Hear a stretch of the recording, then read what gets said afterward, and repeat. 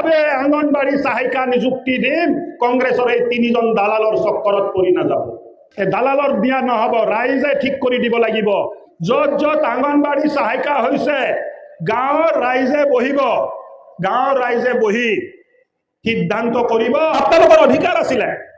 আপোনালোকৰ প্ৰাপ্য আছিল আপোনালোকক কোৱা হয় ভূমিপুত্ৰ বড়ো ৰাইজ ভূমিপুত্ৰ বুলি কোৱা হয় কিন্তু ভূমিৰ অধিকাৰ নাই এই কেনেকুৱা ভূমিপুত্ৰৰে ভাই ভূমিপুত্ৰৰ হাতত মাটি থাকিব লাগিব তেতিয়াহে ভূমিপুত্ৰ কংগ্ৰেছে বছৰ কি পিছত বছৰ 2005ত আইন হল 2016 লৈ কংগ্ৰেছৰ চৰকাৰ আছিল এজন মানুহক মাটিৰ পট্টা দি পোৱা নাই আৰু আজি ভাৰতীয় জনতা পাৰ্টিৰ নেতৃত্বত চৰকাৰ হল আমি ফেজ মেনাৰত পট্টা দি আছো ঢেকিয়াজুলি সমষ্টিত এই 4 নম্বৰ মিটিং যত মাটিৰ কাগজ দিয়াৰ কাৰ্যক্ৰম ৰখা হৈছে এতিয়া কংগ্ৰেছৰ 3-4 জন দালাল এফআৰচিত সোমাইছে মই কৈ দি আছো আপোনালোকক বুজি পালেনে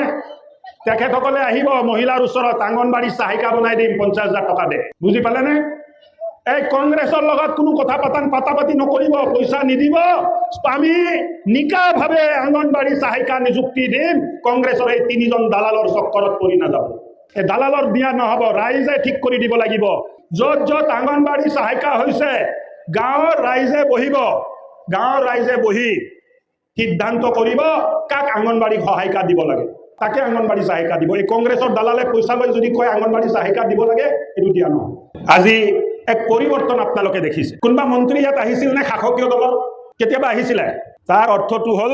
চৰকাৰে আপোনালোকৰ বুজাই লোৱা নাছিল খবৰে লোৱা নাছিল এতিয়া আমি আঁচনি লৈ আহো আপোনালোকে বিচাৰিব নালাগে হস্পিটেলটো কোনো বিচৰা নাই হস্পিটেল দিয়ক হস্পিটেলটো মই নিজে লৈ আহিলো ব্ৰিজটো কোনেও বিচৰা নাই ব্ৰিজটো আমি নিজে বনোৱাই দিলো আগৰ দিনত আবেদন কৰি চেণ্ডেল খহি যায় কাম নহয় হয়নে নহয় এই বড়ো মানুহ আছে দে বাদ দে আৰু আজি বাথ ব্ৰহ্ম মন্দিৰ আমি নিৰ্মাণ কৰি আছো আৰু এই মাহতে আৰু 50খন বাথচালী ব্ৰহ্মচালী নতুনকে আমি 3 লাখ টকাৰ অনুদান দিম